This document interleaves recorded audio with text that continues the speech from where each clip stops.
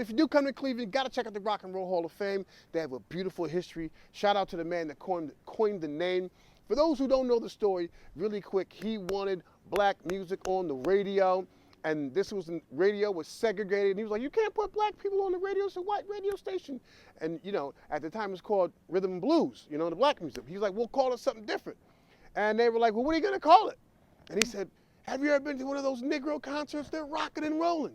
We'll call it rock and roll. So then rock and roll was put on white radio, black artists, and honestly, white America had no idea they were listening to black artists. And that's how the movement of rock and roll started. So shout out to that dude, I forget his name, but he was a disc jockey in Cleveland. He was on the radio, and he wanted to integrate radio. And they had to do that. And so, funny story, because of that, you know, these black artists started crossing over. When they released their albums, they would never put their face on the cover of their album. So people did not know that they were black artists. So a little bit of piece of history for the Rock and Roll Hall of Fame. Come check that in Cleveland.